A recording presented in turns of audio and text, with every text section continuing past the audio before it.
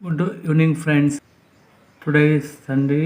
Sunday evening class will be meant for English grammar class that you are aware of it. As I told in the last class that I'm going to deal today emphatic pronouns. Emphatic pronouns ಅಂದರೆ ಸ್ವರಭಾರ ಹೊಂದಿರುವ ಸರ್ವನಾಮಗಳು ಅಂತ ಆಗುತ್ತೆ. ಎಂಪೆಟಿಕ್ pronounce ಹೇಳಲಿಕ್ಕೆ ಎರಡು ಉದಾಹರಣೆ ಕೊಡ್ತೇನೆ ಅನ್ಕೊಳ್ಳಿ. ಅಂದರೆ look at the following sentences.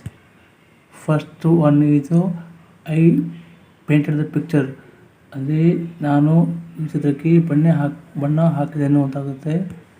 But in second sentence I can say I myself painted this picture ಅಂದರೆ ನಾನೇ ಈ ಚಿತ್ರಕ್ಕೆ ಬಣ್ಣ ಹಾಕಿದ್ದೇನೆ ಅಂತಾಗುತ್ತೆ. You guys just observe distance. You guys just observe the difference between sentence 1 and sentence 2. ಅಂದರೆ I painted the picture and I myself painted this picture.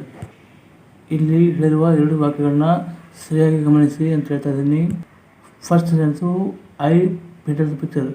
I painted the picture ಅಂದರೆ ಇಲ್ಲಿ ಯಾವುದೇ ಬದಲಾವಣೆ ಇಲ್ಲ. ಅಂದರೆ ಸಾಮಾನ್ಯ ರೀತಿಯಲ್ಲಿದೆ. ಅಂದರೆ ಯಾವುದೇ ಹೈಲೈಟ್ ಮಾಡ್ತಾ ಇಲ್ಲ ಅಥವಾ no stress on the subject. But in the second sentence I myself painted this picture ಅಂದರೆ ನಾನೇ ಈ ಚಿತ್ರಕ್ಕೆ ಬಣ್ಣ ಹಾಕಿದೆ ಅಂತಾಗುತ್ತೆ. ಇದರಲ್ಲಿ ದ ವರ್ಡ್ ಗಿವ್ಸು ಸ್ಟ್ರೆಸ್.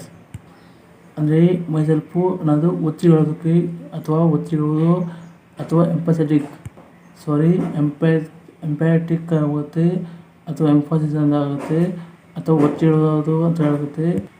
ಇಲ್ಲಿ ನಾನು ಹೇಳ್ತಾ ಇದ್ದೀನಿ ಮೈಸೆಲ್ಫ್ ಅನ್ನೋ ವರ್ಡ್ ಸ್ಟ್ರೆಸ್ ಮಾಡಿ ಹೇಳ್ತಾ ಇದ್ದೀನಿ, ಅಂದರೆ ಒತ್ತು ಕೊಟ್ಟು ಹೇಳ್ತಾ ಇದ್ದೀನಿ.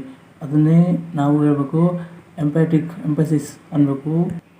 ಹೀಗೆ ಒತ್ತಿ ಹೇಳೋದಕ್ಕೆ ನಾವು ಹೇಳಬೇಕು ಸ್ವರಭಾರದ ಸರ್ವನಾಮ ಅನ್ಬೋದು ಅಥವಾ ಎಂಫ್ಯಾಟಿಕ್ ಪ್ರೊನೌನ್ಸ್ ಅಂತ ಹೇಳ್ಬೋದು. To say in detail about emphatic pronouns I am going to give some examples in next slides. ಅಂದರೆ ನಾನು ಸ್ವರಭಾರ ಹೊಂದಿರುವ ಸರ್ವನಾಮಗಳ ಉದಾಹರಣೆ ಕೊಡ್ತಾ ಇದ್ದೀನಿ, ನೋಡ್ಕೊಳ್ಳಿ. First one is I myself repair the clock. ಅಂದರೆ ಈ ಕಡೆ ಅವನು ನಾನೇ ರಿಪೇರ್ ಮಾಡಿದೆ. ಇಲ್ಲಿ ಅಂಡರ್ಲೈನ್ ಮಾಡಿದ್ದೀನಿ. ಮೈಸೆಲ್ಫ್ ಅನ್ನೋದು ಎಂಪ್ಯಾಟಿಕ್ ಪ್ರೊನೌನ್. ಹಾಗೆ second sentence yourself can explain the cause of it. ಅಂದರೆ ನೀನು ಇದರ ಕಾರಣವನ್ನು ವಿವರಿಸಬರಲಿ ಅಂತಾಗುತ್ತೆ. ಯುವರ್ ಸೆಲ್ಫ್ ಅಂತ ಅಂಡರ್ಲೈನ್ ಆಗಿದ್ದರೆ ಅದು ಸ್ವರಭಾರವನ್ನು ಒತ್ತಿಡುವುದ ಶಬ್ದವಾಗಿದೆ. ಅಥವಾ yourself is a emphatic pronouns. Third example ಇದು I myself will write the letter. I myself will write the letter ಅಂದರೆ ನಾನೇ ಪತ್ರವನ್ನು ಬರೆಯುವಂತಾಗುತ್ತೆ. ಅಲ್ಲಿ ತಪ್ಪಾಗಿದೆ, ಪಾತ್ರವಲ್ಲ ಪತ್ರವನ್ನು. ನಾನೇ ಪತ್ರವನ್ನು ಬರೆಯುವಂತಾಗುತ್ತೆ. ಇಲ್ಲಿ ಮೈಸೆಲ್ಫು ಅನ್ನೋದು ಸ್ವರಭಾರ ಅಥವಾ ಎಂಪ್ಯಾಟಿಕ್ ಪ್ರೊನೌನ್ಸ್ ಆಗುತ್ತೆ. ನಂತರ ಫೋರ್ತ್ ಎಕ್ಸಾಂಪಲ್ ಇದು John himself told this news. ಅಂದರೆ ಜಾನು ಸ್ವತಃ ಒಂದು ಸುದ್ದಿಯನ್ನು ಹೇಳಿದಂತಾಗುತ್ತೆ. ಇಲ್ಲಿ ಹಿಮ್ಸೆಲ್ಫು ಅನ್ನೋದು ಎಂಪ್ಯಾಟಿಕ್ ಪ್ರೊನೌನ್ಸು ಅಥವಾ ಸ್ವರಭಾರ ಅಂತಾಗುತ್ತೆ. ಸ್ವರಭಾರದ ಸರ್ವನಾಮ ಅಂತಾಗುತ್ತೆ.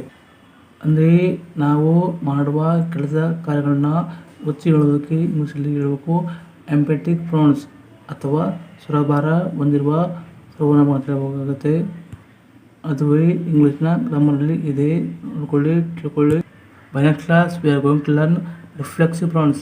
ಅಂದರೆ ಆತ್ಮಾರ್ಥಕ ಪ್ರೊನೌನ್ ಇದೆ, ಆತ್ಮಾರ್ಥಕ ಸರ್ವನಾಮಗಳಂತಿವೆ. ಅವುಗಳನ್ನ ನೋಡೋಣ, ತಿಳಿಯೋಣ ಮತ್ತು ಕಲಿಯೋಣ. ನೋಡ್ತಾ ಇರೋರು ಪೂರ್ತಿಯಾಗಿ ನೋಡಿ ತಿಳ್ಕೊಳ್ಳಿ. ಬುದ್ಧಿವಂತರಾಗಿ ಕೊನೆಗೆ ನಮ್ಮ ಚಾನಲ್ಗೆ ಸಬ್ಸ್ಕ್ರೈಬ್ ಮಾಡೋ ಸಹಾಯ ಮಾಡಿ, ಲೈಕ್ ಮಾಡಿ ಮತ್ತು ಫ್ರೆಂಡ್ಸ್ಗೆ ಶೇರ್ ಮಾಡಿ. My last word is thank you very much.